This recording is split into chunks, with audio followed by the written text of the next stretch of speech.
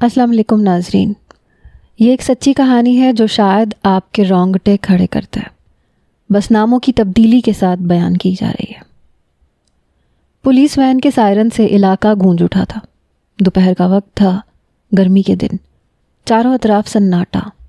ایسے میں police when کا سائرن کچھ ہی لمحوں میں بھاری بوٹوں کی دھمک سے فلیٹس میں شور برپا ہو گیا۔ وہ دم سادے کھڑی اپنی کھڑکی سے سارا منظر دیکھ رہی تھی۔ وہ چشمدید گواہ تھی، قتل بھی دیکھا تھا اور قاتل بھی۔ خوف سے اس کا وجود کانپ گیا تھا، ہاتھ پاؤں بری طرح سے لرز رہے تھے۔ کتنی ہی دیر وہ سانس روکے بس منظر کو دیکھتی رہی، اس بات سے بے خبر کہ اس کا یہاں ہونا اس کے لیے کتنی بڑی نحوست ثابت ہونے والا تھا۔ یہ گلشن کے مشہور فلیٹس ہیں، آپ دیکھ سکتے ہیں ناظرین۔ اب سے کچھ دیر قبل یہاں ایک شخص کا بے دردی سے قتل کیا گیا ہے، اور بڑی خبر یہ ہے کہ قتل کرنے والی ایک 21 سال کی لڑکی ہے۔ بظاہر معصوم نظر آنے والی اس لڑکی نے بڑی سفاکی سے ایک مرد کو قتل کیا ہے۔ رپورٹرز اپنی اپنی خبر بیچنے میں مصروف تھے۔ لیڈی کانسٹیبل نے آگے بڑھ کر اس لڑکی کو ہتھ کڑی لگائی تھی۔ کیا نام ہے تمہارا؟ ایک نیوز رپورٹر نے مائک اس کی جانب بڑھایا تھا۔ وہ دوپٹے میں خود کو چھپاتی سسکیوں سے رو رہی تھی۔ اس کا باپ پیچھے ہی کھڑا تھا۔ پولیس وین میں اسے بٹھا کے لے جایا گیا۔ آپ کیا بتا سکتے ہیں اس واقعے کے بارے میں؟ رپورٹرز اب اہل محلہ سے معلومات جمع کر رہے تھے۔ جتنے منہ اتنی باتیں، کوئی اسے مظلوم کہہ رہا تھا، کوئی قاتل، مگر اس کے اپنے لبوں پہ قفل لگا ہوا تھا۔ خبریں پوری زور و شور سے جاری تھیں۔ مرحا اعجاز ایک 21 سالہ لڑکی جس نے ایک 35 سالہ مرد کو بڑی بے رحمی سے قتل کر دیا۔ پولیس نے موقع پہ اسے گرفتار کر لیا ہے۔ اس کے والد نے بھی اپنا بیان ریکارڈ کروایا ہے۔ مزید تفصیلات کے لیے ہمارے ساتھ رہیے گا۔ نیوز کاسٹرز بڑی چرب زبانی کے ساتھ مرحا اعجاز کو قاتل قرار دے چکے تھے۔ شام تک ہر زبان پر یہ واقعہ عام ہو گیا۔ فلیٹس میں سرگوشیاں ہونے لگیں۔ مرحا نے قتل کیا ہے؟ ناممکن، وہ تو سیدھی سادی معصوم سی لڑکی ہے۔ کیا کہہ سکتے ہیں بہن، کسی کی شکل پہ کچھ نہیں لکھا ہوتا۔ ہر کوئی اپنے اپنے طور پہ اس کے کردار کو تول رہا تھا۔ اس کا باپ جھوٹ بول رہا ہے، وہ تو ہے ہی ایک نمبر کا جھوٹا۔ کسی نے مرحا کے باپ کی گواہی کو غلط قرار دے دیا۔ ہو سکتا ہے سچ کہہ رہا ہو۔ کوئی باپ کیوں اپنی بیٹی کے خلاف گواہی دے گا؟ وہ باپ ہے کب؟ کسائی ہے، کسائی۔ کچھ بھی کہو بہن، سگا باپ ہے۔ مجھے تو لگتا ہے دال میں کچھ کالا ہے۔ میرے حساب سے تو پوری دال ہی کالی ہے۔ جتنے منہ اتنی باتیں۔ سامنے ہی فلیٹ کی کھڑکی کھلی تھی۔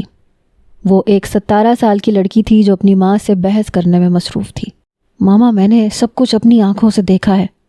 خاموش رہو، تم نے کچھ نہیں دیکھا، تم کچھ نہیں جانتی۔ مگر ماما، وہ اٹکی۔ کہا نا چپ رہو، ہمارا کسی معاملے سے کوئی لینا دینا نہیں ہے۔ اپنی پڑھائی پہ توجہ دو۔ 1000 بار کہا ہے کھڑکی پہ نہ کھڑی رہا کرو۔ تمہیں کوئی غلط فہمی ہوئی ہوگی، اس لیے اپنی زبان بند رکھو، اور کسی بھی معاملے میں کچھ بھی کہنے کی کوئی ضرورت نہیں ہے، اور نہ ہی کسی فلیٹ والے سے اس بارے میں کچھ ڈسکس کرنا۔ بلکہ تمہیں اب باہر نکلنے کی بھی ضرورت نہیں ہے۔ ماما نے اسے چپ کروا دیا۔ ضمیر پہ ڈھیر سارا بوجھ لیے وہ زبردستی کتابیں کھول کر بیٹھ گئی۔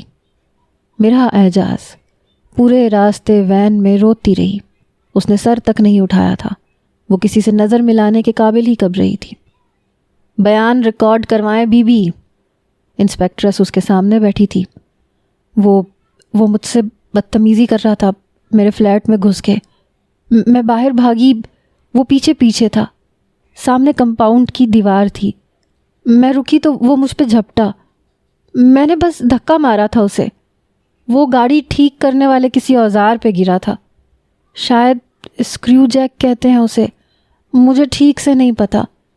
اس کا سر پھٹ گیا۔ مرحا نے بہت مشکل سے بیان دیا۔ ایک ایک لفظ اس کے حلق میں اٹکا تھا۔ وہ کون تھا اور آپ کے فلیٹ میں ہی کیوں گھسا تھا؟ کیا آپ اسے پہلے سے جانتی تھیں؟ انسپیکٹرس نے تیکھی نظر اس پہ ڈالی۔ میں نہیں جانتی تھی۔ مرحا کا حلق سوکھا تھا۔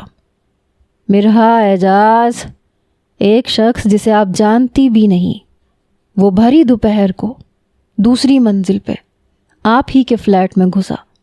آپ تینوں بہنوں کی موجودگی میں صرف آپ پہ حملہ کیا، اور آپ کے بھاگنے کی وجہ سے وہ آپ کے پیچھے بھاگا۔ مطلب آپ کی باقی دونوں بہنوں سے اسے کوئی دلچسپی نہیں تھی، اور آپ کہہ رہی ہیں کہ آپ اس شخص کو جانتی بھی نہیں۔ انسپیکٹرس کا کہا کمرے میں گونجا تھا۔ مرحا نے سر اٹھا کر اس کرخت چہرے والی وردی پہنے عورت کو دیکھا۔ اس کا دل کانپا تھا۔ جتنی کہانیاں سوچنی ہیں سوچ لو بی، آرام سے بیان کر دینا، ہمیں بھی کوئی جلدی نہیں ہے۔ بہت دیکھی ہیں تم جیسی معصوم نظر آنے والی مکار لڑکیاں۔ اسے لاک اپ میں ڈالو۔ اس نے حوالدار کو اشارہ کیا۔ نہیں پلیز نہیں، میں بے قصور ہوں۔ مرحا کی چیخیں پولیس اسٹیشن کی مضبوط دیواروں میں دم توڑتی چلی گئی۔ میں نے کچھ نہیں کیا، میں نے نہیں مارا اسے، وہ ہذیانی انداز میں چیختی چلی گئی۔ لیکن اس کی چیخیں سننے والا بھلا یہاں تھا ہی کون؟ اس کے پیچھے تو پولیس اسٹیشن تک کوئی نہیں آیا تھا، اس کا باپ بھی نہیں۔ میری بیٹی کو بچا لیں اعجاز، میں آپ کے آگے ہاتھ جوڑتی ہوں۔ وہ بہت معصوم ہے، آپ کو خدا کا واسطہ ہے، آپ جانتے ہیں وہ بے قصور ہے۔ شہلا نے ہاتھ جوڑے تھے۔ میں کوشش کروں گا، تم اور تمہاری منحوس بیٹیاں صرف عذاب ہیں بس۔ اعجاز صاحب نے ایک ٹھوکر مار کر انہیں قدموں سے دور کیا تھا۔ فیصل کہاں ہے؟ اس کا خیال کرو، میرے بیٹے نے کچھ کھایا بھی ہے یا نہیں؟ اعجاز صاحب کو ابھی بھی اکلوتے بیٹے کے کھانے کی فکر ستائی تھی۔ کیسے بابا ہیں آپ ہمارے؟ اب یا جیل میں ہیں اور آپ کو فیصل کے کھانے کی پڑی ہے؟ روحا نے روتے ہوئے شکایتی لہجے میں کہا۔ جواب میں اس کے منہ پہ ایک تمانچہ پڑا تھا۔ یہ تربیت کی ہے تُونے ان بے حیاؤں کی؟ یہ باپ کے آگے زبان چلاتی ہے؟ اعجاز صاحب کا غصہ اب سب پہ نکلنے والا تھا۔ یہ بات ان کی برداشت سے باہر تھی کہ کوئی ان کے آگے اونچی آواز کرے، خاص کر ان کی بیوی اور بیٹیاں۔ کچھ دیر تک سارے گھر والوں پہ چیخنے چلانے کے بعد وہ تیزی سے گھر سے باہر نکل گئے، اور پیچھے ان کی بلکتی ہوئی بیٹیاں رہ گئی جو مرحا کے لیے تڑپ رہی تھیں۔ جیل کی سلاخوں کے پیچھے گھپ اندھیرے میں وہ چہرہ گھٹنوں میں چھپائے رو رہی تھی۔ ایک ایک منظر اس کی آنکھوں کے آگے گھوم رہا تھا۔ بابا بابا، وہ بھاگتی ہوئی کام سے واپس آئے بابا سے لپٹی تھی۔ ہٹ یہاں سے، اعجاز صاحب نے دھکا دے کے ہٹایا تھا۔ بھائی کے آتے ہی چمٹ جاتی ہیں تمہاری یہ دونوں بندریاں۔ اعجاز صاحب کی چھوٹی بہن عرشی نے طنزیہ لہجے میں چائے بناتی شہلا کو کوسا تھا۔ شہلا گہری سانس بھر کے رہ گئی۔ وہ بچیوں کو جتنا منع کرتی وہ دونوں اتنا ہی بھاگ بھاگ کے باپ سے چمٹتی تھیں۔ شہلا پھر امید سے تھی۔ وہ آہستہ آہستہ چلتی چائے لیے اپنے مجازی خدا کے پاس پہنچی۔ ان کو دفع کیوں نہیں کرتی میرے آنے سے پہلے؟ کہیں جہنم بنایا ہوا ہے گھر کو، گھر میں قدم نہیں رکھو کہ ان کی منحوس آواز کان میں پڑنے لگتی ہے۔ تجھ سے شادی کر کے تو نا زندگی میں سکون نام کی کوئی چیز باقی ہی نہیں رہی۔ اور کان کھول کے سن لے، اب کہ تیرا ارادہ اگر بیٹی پیدا کرنے کا ہے تو پہلے اپنا سامان باندھ لے۔ مجھے مزید اس گھر میں ایک اور نحوست نہیں چاہیے۔ اعجاز صاحب صفاقی کی انتہا پر تھے، اور ان کی بہنیں اور اماں بھی کم نہیں تھے۔ پوتے کی آس لیے میں دنیا سے چلی جاؤں گی اعجاز، یہ بیٹیاں جنتی رہے گی بس۔ ان کی اماں نے بھی گرم لوہے پہ چوٹ کی۔ پتہ نہیں کب تیرا وارث دیکھوں گی، نہ جانے کس گھڑی میں اسے بہو بنا کے لے آئی، اس نے تو ہماری زندگی عذاب کر دی۔ شہلا آنسو پیتی دونوں بیٹیوں کو آغوش میں بھر کے اسٹور روم میں چلی گئی۔ یہ اس گھر کی واحد پناہ گاہ تھی جہاں وہ اور اس کی بیٹیاں کچھ پل سکون کے گزارتے تھے۔ ابھی بھی وہ بچیوں کو سینے سے لگایا آنسو بہا رہی تھی۔ دونوں ہی بچیاں باپ کے اس رویے پہ خوفزدہ ہو چکی تھیں۔ شہلا جیسے تیسے انہیں خود ہی ماں اور باپ کی طرح پال رہی تھی، ورنہ اس گھر میں تو کوئی انہیں ایک گھڑی بھی برداشت کرنے کو تیار نہیں تھا۔ شہلا کی زچگی کا وقت پورا ہوا تو اللہ نے پھر اپنی رحمت سے نوازا۔ مرحا اور روحا بہن کے آنے کا سن کے خوشی سے پاگل تھیں، وہیں شہلا کا رو رو کے برا حال تھا۔ وہی ہوا تھا جس کا خوف تھا۔ اعجاز صاحب نے ہاسپٹل آنے کی بھی زحمت نہیں کی تھی۔ تینوں بچیوں کے ساتھ وہ ہاسپٹل میں اکیلی ہی پڑی تھی۔ کچھ دیر کے لیے شہلا کے بھائی بھابھی آئے تھے بس۔ دیکھو باجی، اگر تم کو میں ساتھ لے گیا تو وہ خبیث اعجاز فوراً طلاق دے دے گا۔ اب 3 بچیوں کے ساتھ میں تمہارا بوجھ نہیں اٹھا سکتا۔ تم ہمت کرو، واپس گھر چلی جاؤ، اس کے قدموں میں بیٹھ جاؤ لیکن اپنا گھر بچا لو. شوہر ہے آخر کار، قبول کر ہی لے گا، لیکن اگر میں تمہیں لے گیا تو اس کی تو جان خلاصی ہو جائے گی. ان تین بچیوں کے لیے باپ کا ساتھ ضروری ہے. ان کے ساتھ تمہاری دوسری شادی بھی ممکن نہیں، اور میں ساری زندگی کا ٹھیکہ نہیں اٹھا سکتا. صاف لفظوں میں بھائی نے اسے واپس جانے کا کہا تھا. میکے میں شہلا کا واحد سہارا اس کا بھائی تھا، اور یہ سہارا بھی کسی کمزور تنکے سے زیادہ کا نہیں تھا. مرتا کیا نہ کرتا کہ مصداق وہ واپس گھر پہنچی جہاں کوئی اس کا منتظر نہیں تھا. کیوں آئیں واپس اپنی نحوست کی پوٹلیوں کے ڈھیر لیے؟ ایک پوتا نہیں دے سکتی ہمیں کمبخت؟ اماں نے اسے دیکھتے ہی کوسنا شروع کیا. پھپھو میری بہن ہے یہ، مرہا نے پھپھو کو خوشی خوشی بتایا. پھپھو نے ایک نظر ڈالنا بھی گوارا نہ کیا. اعجاز صاحب کام سے واپس لوٹے تو اسے دیکھ کے سیخ پا ہو گئے. کیوں واپس آئی ہو؟ اس بوجھ کو لا دے، نکلو گھر سے باہر. شہلا کا ہاتھ پکڑ کے انہوں نے گھر سے باہر کی طرف دھکیلتے ہوئے کہا. مرہا اور روحا باپ کی آواز پہ خوف سے رونے لگی تھی. ان کی ماں ہاتھ جوڑے اپنے شوہر کے پیروں میں لپٹ گئی. کوئی دوسرا آسرا نہیں تھا اس گھر کے سوا. شادی کے 5 سالوں میں پیدا ہونے والی اس تیسری بیٹی کی وجہ سے یہ آسرا بھی ختم ہونے جا رہا تھا. شہلا کا رو رو کے برا حال ہو گیا تھا. وہ شوہر کے قدموں میں بیٹھ گئی. میں کہتی ہوں طلاق دے کے معاملہ ختم کر اس کا. اعجاز صاحب کی ماں کی آواز گونجی. اللہ کے لیے رحم کریں مجھ پہ، بچیوں کو کہاں لے کے جاؤں گی میں؟ شہلا کی حالت بگڑ رہی تھی. صبح ہی تو اس نے اس ننھی پری کو جنم دیا تھا. پیدا کرنے سے پہلے سوچنا چاہیے تھا نا. ہمت تو دیکھو، منع بھی کیا تھا کہ بیٹی پیدا ہو تو واپس نہ آنا، لیکن پھر اسے اٹھا کے یہاں چلی آئی. بھائی نے بھگا دیا ہوگا نا. وہ بھی کہاں 3 لڑکیوں کا بوجھ اٹھائے گا. یہ بوجھ تو بس میرے ہی بیٹے کے کاندھوں پہ آئے گا. اماں کو کہاں کوئی ہمدردی تھی اس سے. آنکھ بھڑکا کے وہ خود رونے بیٹھ گئیں، جبکہ شہلا بے ہوش ہو گئی تھی. اعجاز صاحب نے گالیاں بکتے اسے اٹھایا اور اسٹور میں گھسیٹ کے چھوڑ آئے. اس کی بے ہوشی نے فی الوقت اسے دربدر ہونے سے بچا لیا. کہنے کو تو مرہا اس وقت کوئی 4 سال کے قریب تھی، لیکن کچھ لمحے اس کے ذہن میں ایسے بیٹھ گئے کہ وہ آج تک بھلا نہیں سکی تھی. اپنی ماں کی بے ہوشی، اس کا زمین پہ گھسیٹا جانا، اور چھوٹی سی بہن کا بھوک سے اس کی گود میں بلک بلک کے رونا. آنکھوں سے بے آواز آنسو بہتے جا رہے تھے.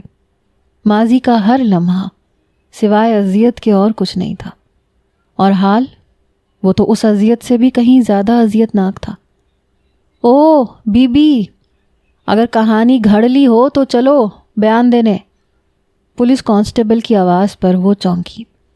دوپٹہ ارد گرد پھیلاتے وہ سرخ سوجی شکل لیے دوبارہ انسپیکٹریس کے سامنے بیٹھی تھی. ہاتھ پاؤں تھر تھر کانپ رہے تھے. چلو شاباش، سچ بولتی جاؤ، وہ گھاگ نظروں سے دیکھتے ہوئے بولی. مرہا نے پھر وہی کہانی دہرائی. تمہارے باپ نے تو کچھ اور بیان دیا ہے معصومہ بیگم. انسپیکٹریس کو جلال آیا. وہ 35 سالہ مرد تمہارا عاشق تھا. تم نے اس سے محبت کے نام پہ پیسہ لیا تھا، اور جب تم نے شادی سے انکار کیا تو وہ لڑنے آیا تھا، اور تم نے جان چھڑانے کے لیے اس کا قتل کیا ہے، جان بوجھ کر. انسپیکٹریس نے بم پھوڑا تھا.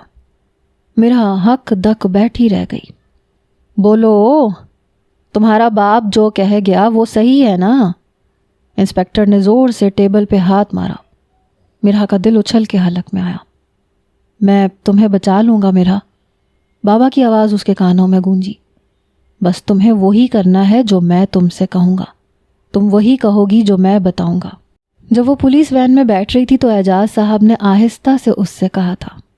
پہلی بار اسے اپنے باپ کے لہجے میں محبت محسوس ہوئی تھی.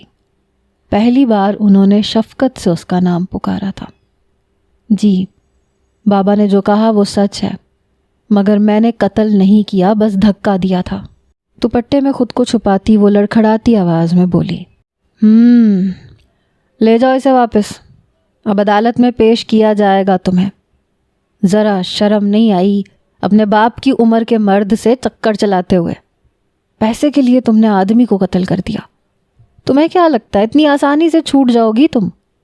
تمہارے تو باپ نے خود گواہی دی ہے کہ تمہارا اور اس آدمی کا تعلق تھا۔ انسپیکٹرس نے نفرت سے کہتے اسے واپس جانے کا اشارہ کیا تھا، اور وہ بری طرح سے سہمی ہوئی ایک دفعہ پھر سلاخوں کے پیچھے تھی۔ بابا مجھے بچا لیجئے گا، دل نے آس سے پکارا تھا۔ نہ جانے کیوں اسے یقین تھا کہ اس بار اس کا باپ اسے بچا لے گا۔ وہ باپ جس نے ہمیشہ اس سے نفرت کی تھی، اس کے منہ سے اپنے لیے محبت کا نکلتا اپنا نام سن کر وہ باپ کی ہر بات ماننے کے لیے راضی تھی۔ جو باپ نے سمجھایا تھا وہی اس نے بیان دیا تھا، جو باپ نے بیان دیا تھا اس پہ اس نے لبیک کہہ دیا تھا، بنا یہ سوچے کہ آگے کیا ہونے والا تھا۔ شہلا بیگم کی رو رو کے حالت خراب ہو گئی تھی۔ وہ بار بار شوہر سے منتیں کر رہی تھی کہ کسی طرح بس مرہا کو آزادی دلوا دو، لیکن اعجاز صاحب کے لبوں پہ بالکل خاموشی تھی۔ ان کے دل میں کیا چل رہا تھا اس بات سے کوئی بھی واقف نہیں تھا۔ بابا یہ آپ نے کیا کر دیا؟ فیصل اپنے باپ کے سامنے کھڑا تھا۔ 3 بہنوں کی پیدائش کے بعد اعجاز صاحب نے بیٹے کی خاطر ایک بار پھر بیوی کے ساتھ تعلق قائم کیا تھا، اور اس بار خدا نے شہلا پہ رحم کھایا تھا اور اس کی گود میں فیصل آیا تھا۔ فیصل کے آنے کے بعد شہلا کی زندگی تھوڑی سکون میں آئی تھی، لیکن اس گھر میں اس کی تینوں بیٹیوں کو نہ محبت ملی تھی اور نہ عزت۔ اپیا کو بچا لیں بابا، وہ باپ کا لاڈلا تھا، اس لیے اسے باپ کے آگے بولنے کی اجازت تھی، ورنہ اتنی جرت پر اس کی بہنوں کی تو چمڑی اڈھیڑ دی جاتی تھی۔ فیصل میں پوری کوشش کروں گا، تم اس معاملے میں نہ پڑو، میں تمہیں لاہور بھیج رہا ہوں تمہاری پھپھو کے پاس، فی الحال تم جاؤ یہاں سے، تمہیں ان سب چیزوں سے دور رہنے کی ضرورت ہے۔ نرمی سے کہتے ہوئے وہ اسے تاکید کر گئے۔ مگر بابا میرا آپی، اسے پھر بڑی بہن کی فکر ستائی۔ کہہ دیا نا میں نے، کچھ نہیں ہوگا تمہاری آپی کو، میں دیکھ لوں گا، تم بے فکر ہو کے جاؤ۔ باپ کے حتمی لہجے پہ فیصل سر جھکا گیا۔ اس سے زیادہ کی ہمت اس میں بھی نہیں تھی۔ سر جھکائے وہ اپنے کمرے میں گیا تو شہلا اس کے پیچھے پیچھے چلی آئی۔ فیصل تم بچا لو اپنی اپیا کو، وہ آج تک تمہیں بچاتی آئی ہیں، آج تم بچا لو۔ اس کی ماں گڑ گڑا رہی تھی۔ میں کچھ نہیں کر سکتا اماں، بابا بچا لیں گے اپیا کو، آپ فکر نہ کریں۔ وہ انہیں تسلی دینے لگا۔ بابا نے کہا ہے نا وہ کچھ نہیں ہونے دیں گے، اگر میں زیادہ کہوں گا تو پھر انہیں ضد آ جائے گی، آپ تو جانتی ہیں ان کی عادت، اور اگر ایک بار انہوں نے کہہ دیا ہے کہ وہ کچھ نہیں کریں گے تو پھر وہ کبھی اس معاملے میں ہاتھ نہیں ڈالیں گے۔ فی الحال وہ کہہ رہے ہیں کہ اپیا کو بچا لیں گے تو آپ یقین رکھیں۔ فیصل نے ماں کو تسلی دی، لیکن شہلا کو اپنے شوہر کی فطرت کا اچھی طرح معلوم تھا۔ جس شخص نے ساری زندگی بیٹیوں کو دھتکارا ہو، نہ انہیں تعلیم دلوائی، نہ کھل کے سانس لینے کی اجازت دی، وہ بھلا ان کے پیچھے پیسہ کیوں خرچ کرتا، کیوں وکیلوں پہ پیسہ لٹاتا؟ مگر چاہ کے بھی وہ فیصل کے آگے یہ بات نہ کہہ سکی۔ مرہا کو جیل میں قید ہوئے 2 دن ہو چکے تھے، اور ان 2 دنوں میں ایک بار بھی اس کا باپ ملاقات کے لیے نہیں آیا تھا۔ وہ بس بابا کو ہی یاد کر رہی تھی۔ اسے باپ سے کبھی محبت نہیں ملی تھی، لیکن نہ جانے کیوں اسے خود اپنے باپ سے بڑی محبت تھی۔ شاید بیٹیوں کو باپ سے قدرتی طور پہ ہی اتنی محبت ہوتی ہے۔ یاد ہے نا مرہا، میں نے پورے 50,000 لگا کر تمہیں زندگی دی تھی، قرض چکانے کا وقت آ گیا ہے۔ بابا کی آواز کال کوٹھڑی میں گونجی تھی۔ اس نے سر اٹھایا، سامنے دیوار پہ ماضی لہرایا۔ یاد کرو تم مرنے والی تھیں، میں نے علاج کروایا تھا، میں چاہتا تو تمہارے علاج سے انکار بھی کر سکتا تھا، مگر میں نے پورے 50,000 روپے خرچ کیے تھے۔ میں نے زندگی دی ہے تمہیں، اب تمہاری زندگی میری امانت ہے۔ وہ نعوذ باللہ جیسے خدا بن بیٹھا۔ بابا وہ سختے میں تھی، جو میں کہہ رہا ہوں وہ کرو، باقی تمہیں بچانا میری ذمہ داری ہے۔ وعدہ کر رہا ہوں شہر کا بڑا وکیل کر کے تمہیں بچا لوں گا، لیکن اس وقت تمہیں صرف اور صرف میری بات ماننی ہے۔ بابا کے کہنے پہ اس نے بیان دے دیا تھا، وہی بیان جو اس کے باپ نے اسے یاد کروایا تھا۔ جب پولیس آئی وہ لاش کے پاس موجود تھی۔ لوگوں کی بھیڑ جمع ہونے تک ملزم کو وہاں سے فرار کر دیا گیا تھا، اور اب وہ ملزم تھی۔ بابا، اس نے دیوار کی طرف ہاتھ بڑھایا۔ بابا میں نے کچھ نہیں کیا، آپ تو جانتے ہیں نا، پلیز آ کے مجھے بچا لیں۔ اس اندھیری کوٹھڑی میں خوف کے مارے اس کی حالت خراب ہو رہی تھی، لیکن دیوار پہ نظر آنے والے سائے ختم ہو گئے۔ ماضی کی دھند چھٹی تو جیل کا اندھیرا باقی رہ گیا۔ وہ ڈر کے اور بھی خود میں سمٹ گئی۔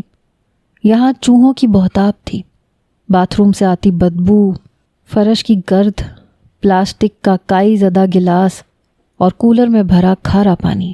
اس وحشت ناک ماحول میں اچھوں کے حواس باختہ ہو جاتے، اور وہ تو ایک مظلوم لڑکی تھی جس نے ساری زندگی گھر سے باہر قدم نہ رکھا، ماں کے آنچل میں چھپ کے زندگی گزارنے والی، باپ کی اونچی آواز سے خوفزدہ ہو جانے والی مرہا جیل کی اس کال کوٹھڑی کے پیچھے ایک ایک پل انگلیوں پہ گن رہی تھی۔ نہ کبھی باپ نے رحم کھایا، نہ کبھی دادی اور پھپھی نے۔ نہ جانے کیسے وہ دونوں بھی بھول گئیں کہ وہ بھی تو عورتیں ہیں، بالکل مرہا اور اس کی بہنوں کی طرح۔ کیسے چوٹ لگی میرے بچے کو؟ دادی نے پانی کا پائپ اٹھا کے مرہا کی کمر پہ دے مارا تھا۔ مرہا کے حلق سے چیخ برآمد ہوئی تھی۔ دادی فیصل گر گیا تھا گلی میں نے کچھ نہیں کیا۔ وہ چھوٹے بھائی کو چیز دلانے گئی تھی۔ کمبخت، کیسے گر گیا؟ ایک پائپ اور اس کی کمر کو نیلا کر گیا تھا۔ تو جلتی ہے میرے بچے سے، تو نے جان بوجھ کے کیا ہے۔ تو اور تیری ماں سب میرے بچے کے دشمن ہیں، اچھی طرح جانتی ہوں میں تم لوگوں کو۔ اکلوتا وارث چھیننا چاہتے ہو تم لوگ ہم سے۔ اماں چھوڑیں اسے، وہ فیصل کی بہن ہے، دشمن نہیں ہے، اس کی ماں بچانے آئی تھی۔ منحوس، یہ تیری ہی تو پیداوار ہیں۔ ایک پائپ دادی نے انہیں بھی جڑ دیا۔ تو کیا بیٹی کی حمایت کر رہی ہے؟ کیا میں جانتی نہیں ہوں کہ تجھے بھی بیٹے سے زیادہ یہ بیٹیاں عزیز ہیں؟ شہلا بیگم نے بڑی مشکل سے مرہا کو ان کے عتاب سے بچایا تھا اور اسٹور روم میں لے جا کے بٹھا دیا تھا۔ اعجاز صاحب کام سے لوٹے تو دادی نے اس کی خوب شکایت لگائی۔ ان کے جگر کے ٹکڑے کے پاؤں پہ آئی خراش ان کا دل چیر گئی تھی۔ بس پھر کیا تھا، وہ تھے اور 8 سالہ مرہا تھی۔ بنا رکے وہ اسے مارتے چلے گئے۔ مرہا کا چہرہ، اس کی کمر، سب نیل سے بھر گئے، اور پھر یہ سلسلہ کبھی نہیں رکا۔ بیوی اور بیٹیاں ان کے تشدد کی عادی ہو گئی تھیں۔ فیصل کو ذرا بھی گھر سے دیر ہو جاتی تو وہ پورا گھر آسمان کو اٹھا لیتے۔ نہ بیٹیوں پہ رحم کھاتے نہ بیوی پہ۔ دادی اور پھپھو خوب مزے لیتی، مرچ مسالے لگا کے شکایتیں لگاتی۔ بیٹیوں کی پڑھائی کو رکوا دیا گیا۔ ان کو پڑھانا بلا ضرورت اور صرف بیکار کا خرچہ تھا۔ جو تھا فیصل کا تھا۔ گھر میں بننے والے اچھے کھانے سے لے کے اچھے کپڑے تک صرف فیصل کا نصیب تھا۔ باقی بیٹیاں کس طرح بڑی ہو رہی تھیں، اعجاز صاحب کو کسی بات کی کوئی خبر نہیں تھی۔ بس فیصل تھا جو بہنوں کو چاہتا تھا، ان کا خیال رکھتا تھا۔ مرہا کو بھی بھائی سے بہت محبت تھی، وہ ہمیشہ اس کا خیال رکھتی تھی، مگر اب ان دیواروں میں صرف یادیں تھیں۔ فیصل بھی اس سے ملنے کے لیے نہیں آیا تھا۔ عدالت میں صبح اس کی پیشی تھی، ایک ایک پل بے انتہا بھاری۔ نہ جانے کیوں مشکل کی راتیں اتنی طویل ہو جاتی ہیں کہ گزرنے کا نام نہیں لیتی۔ وہ بھی ساری رات بس انگاروں پہ لوٹتی رہی۔ اسے یقین تھا کہ اس کا باپ بچانے آئے گا، کیونکہ وہ سب کچھ جانتے تھے۔ وہ سچ جو مرہا نے اپنی آنکھوں سے دیکھا تھا، اور وہی سچ جو سامنے والے فلیٹ کی کھڑکی سے اس 17 سالہ لڑکی نے دیکھا تھا۔ ابو میں نے دیکھا ہے سب، وہ ڈرتے ڈرتے ابو سے بولی تھی۔ کیا دیکھا بیٹا؟ ابو نے پیار سے پوچھا تو اس کا حوصلہ بڑھا۔ اس نے قتل کا سارا واقعہ کہہ سنایا۔ ابو سکتے میں آ گئے۔ تم نے اچھا کیا مجھے بتایا، اب کسی سے نہ کہنا، میں تمہاری دوست کی مدد کروں گا۔ فراز صاحب نے بیٹی کو تسلی دی۔ وہ اٹھ کھڑے ہوئے۔ تھوڑی ہی دیر میں وہ اعجاز صاحب کے فلیٹ کے باہر کھڑے تھے۔ اعجاز بھائی، آپ مرہا کی ضمانت کیوں نہیں لے رہے ہیں؟ وہ سخت لہجے میں پوچھ رہے تھے۔ نہیں ملی ضمانت، آپ کو کیا مسئلہ ہے؟ اعجاز صاحب ڈھیٹ بن کے جھوٹ بولتے انہی پہ برسنے لگے۔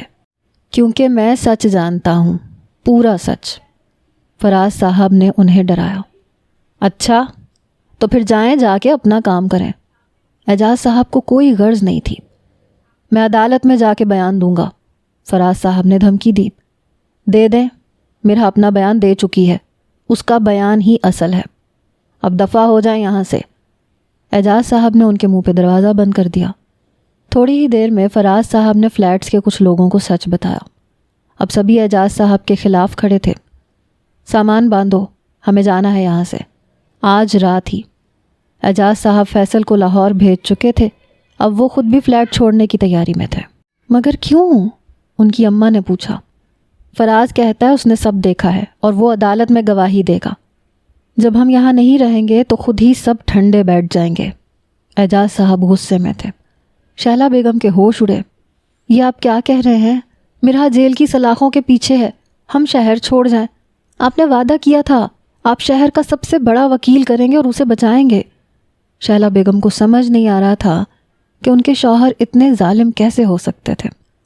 ہاں میں نے کہا تھا اسے بچاؤں گا اور میں نے وکیل بھی کیا ہے، میں صرف یہ کہہ رہا ہوں کہ تم لوگ یہاں سے نکلو، یہاں ہمارا رہنا مناسب نہیں ہے۔ وکیل اپنا کام اچھی طرح جانتا ہے، وہ مرحا کو باعزت بری کروا لے گا اور میں خود اسے تمہارے پاس لے کے آؤں گا۔ میں تم لوگوں کے ساتھ نہیں جا رہا، میں مرحا کو لے کے بعد میں آؤں گا۔ اعجاز صاحب نے انہیں تسلی دی، لیکن شہلا کا دل بری طرح سے گھبرا رہا تھا۔ کیا چاہتی ہو تم کہ باقی کی دونوں بیٹیوں کی زندگی بھی برباد ہو جائے؟ اعجاز صاحب نے ایموشنل گیم کھیل کر شہلا بیگم کا منہ بند کروا دیا تھا۔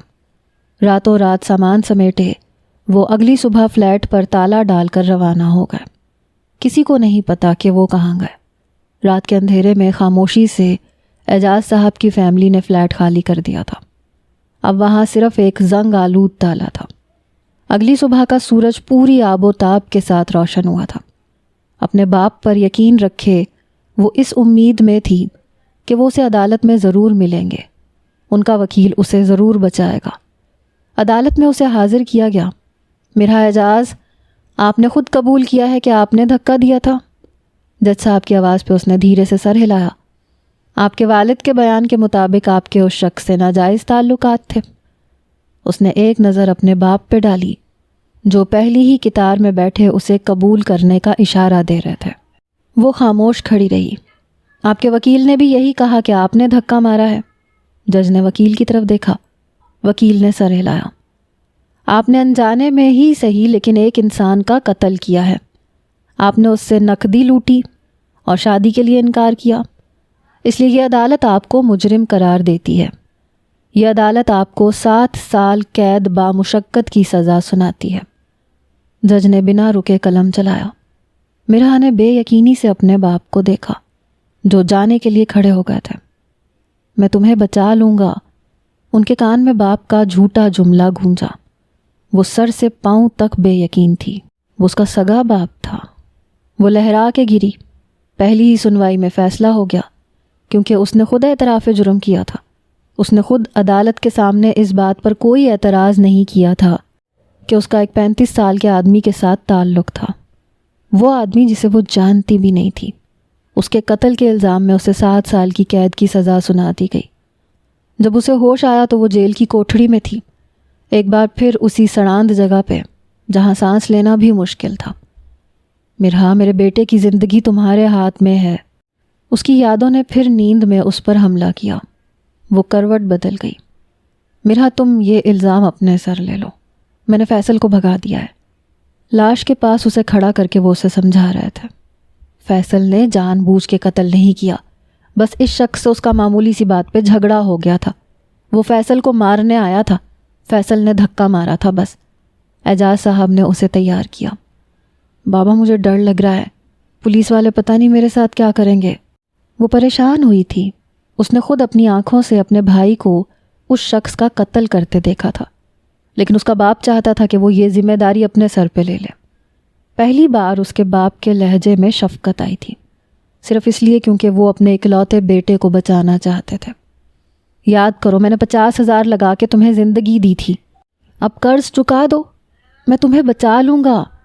وہ اسے امید دے رہے تھے اور اس نے بھروسہ کر لیا۔ ہمیشہ کی طرح اپنے باپ کے آگے سر جھکا دیا۔ لوگوں کو خبر ہونے تک، پولیس کے آنے تک مجرم بدل دیا گیا۔ باپ پہ یقین کرتے اس نے بھائی کو بچانے کے لیے اپنے آپ کو گروی رکھ دیا، خود کو پیش کر دیا۔ بابا مجھے بچا لیں، وہ نیند سے چیخ مار کے اٹھی۔ روز ایک ہی خواب، بابا کے جھوٹے دلاسے، اس کی عزت کی دھجیاں اڑانا اور تاریک اندھیرا۔ کوئی باپ کیسے خود اپنی بیٹی کے کردار پہ کیچڑ اچھال سکتا ہے؟ لیکن اعجاز صاحب نے ایسا کیا تھا۔ کیونکہ ان کے لیے فیصل کی زندگی ان کی 3 اور بیٹیوں کی زندگی سے کہیں زیادہ اہم تھی۔ فیصل کے گناہ کی سزا اس کے حصے میں آئی، کیونکہ وہ ایک بیٹی تھی، ایک بوجھ جسے اس کا باپ ہمیشہ سے دھتکارتا آیا تھا۔ آج اس واقعے کو 5 سال گزر چکے ہیں۔ میں جیل میں ہوں، میرا کوئی نہیں ہے، کوئی ملنے نہیں آیا۔ میں نہیں جانتی میری ماں اور بہنیں کس حال میں ہیں، میرے باپ نے ان سے کیا کہا، کس طرح سے انہیں مجھ سے دور کیا، میں نہیں جانتی۔